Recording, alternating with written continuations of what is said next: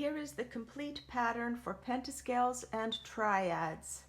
So the pentascales will always be followed by the triads, and they will always be played in this pattern.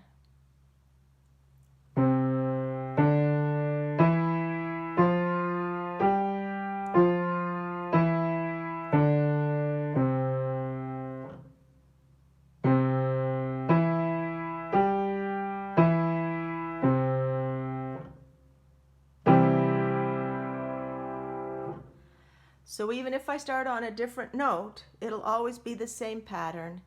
Here is the pentascale and triad pattern in G major.